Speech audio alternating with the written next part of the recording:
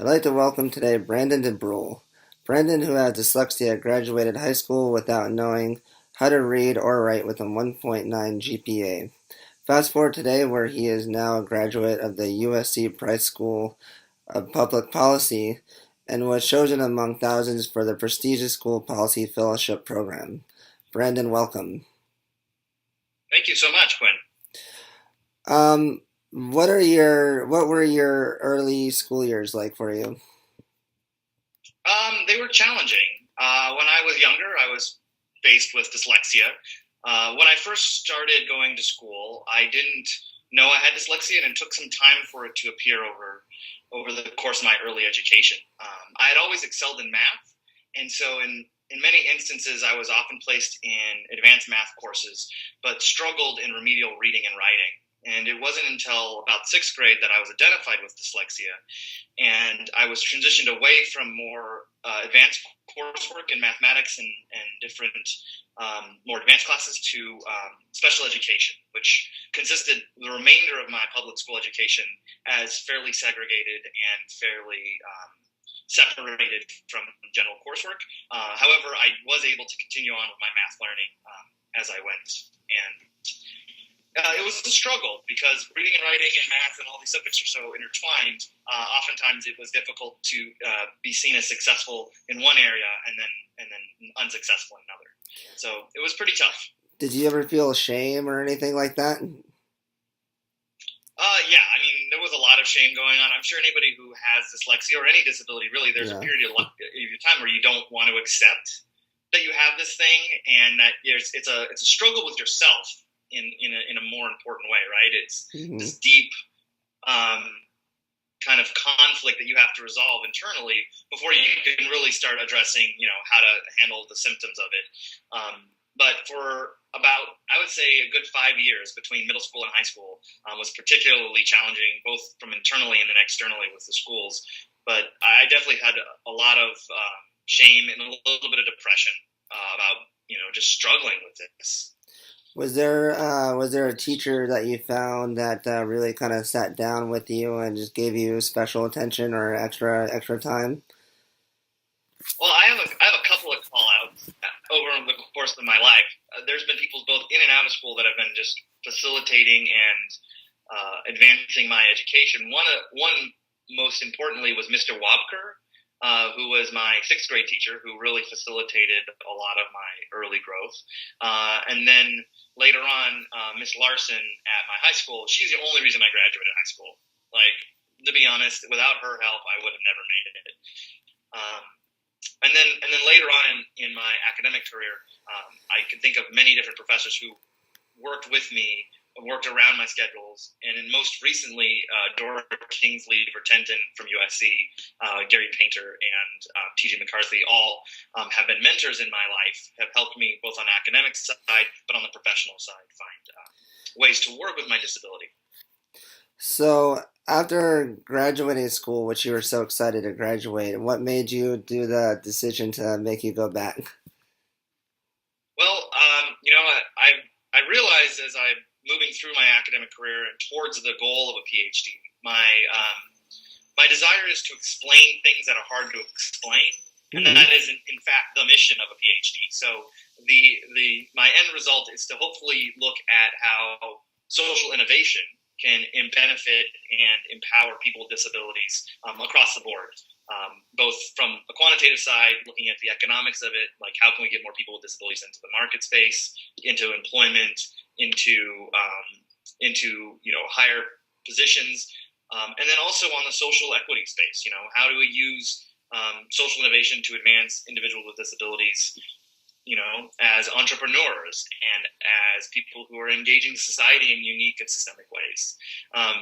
And the study of that drives me. So partly because of my experience, as I mentioned, as a person in high school who struggled with a disability, and then finding my home in my disability, and now being able to study it in a social context in an acceptable way is very exciting. How do you think technology can help a student, per se, to be a little bit more specific, or even a teacher? Oh, well, that's a fantastic question. I think technology is the source of many advancements for people with disabilities. Over the last 20 years, we've seen this phenomenal transformation. And I know we talked about it at some point in the past that, in the past it was $5,000 for a screen reader on an Apple II, right? Wow. And now it's a feature in an iPhone. So it might still be quite expensive, but it's much more ubiquitous. Yeah. Accessibility technology is becoming mainstream in many ways, especially from our devices or our web-based platforms. Cloud services alone have been transformative.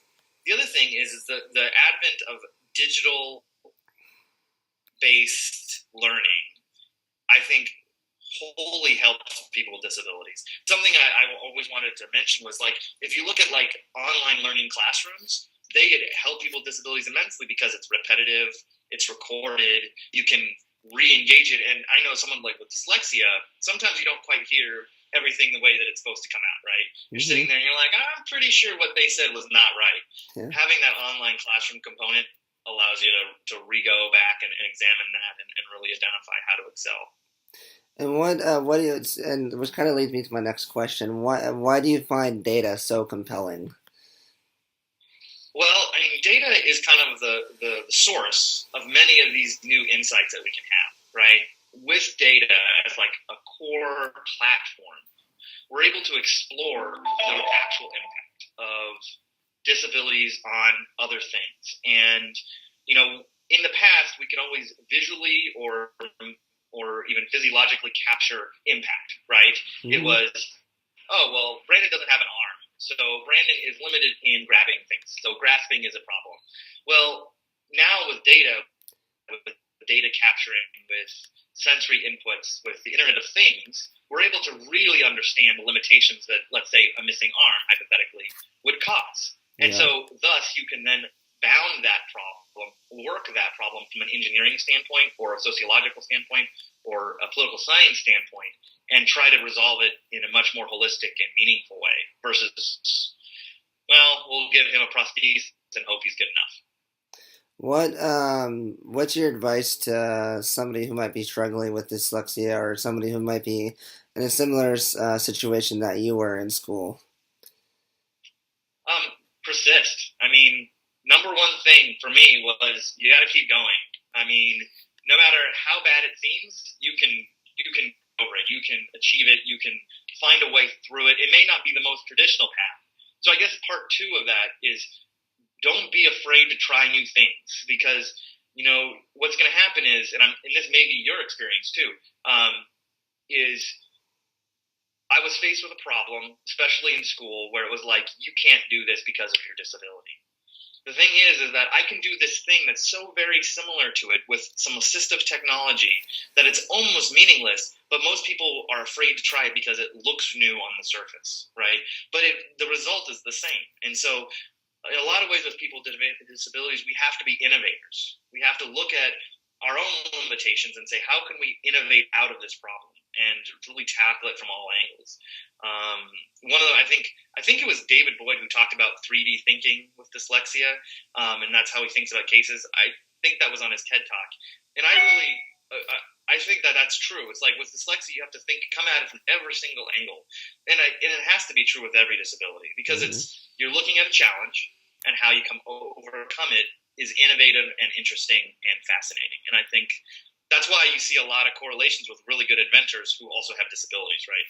Yep. I think it's because they become naturally good at that problem-solving piece. What do you think the future holds for technology and kids, students with learning disabilities? Do you think it'll be different for them or easier even? I mean, I hope so. I think that's what we're all doing here, right? I mean, we're all trying to work for that. I know that's what I'd like to dedicate my life to, is making it easier in some way so let's say I have a kid who has dyslexia, which is probably pretty high. The chance of that's pretty high. I want them to go through school, and instead of being told Brandon can't read or Jill can't read or whoever it is can't read, instead being like, oh, Jill uses an adaptive computing system to resolve this issue. And Jill is now the top of her class. because it's like, or maybe Jill is in the middle of her class, and that's good. It's not Jill can't do it, but with this thing, Jill can do it, and that I think is the driver of much of my passion about this. Brandon, thank you so much for your time. I really appreciate it. It was fantastic. Thank you so much again.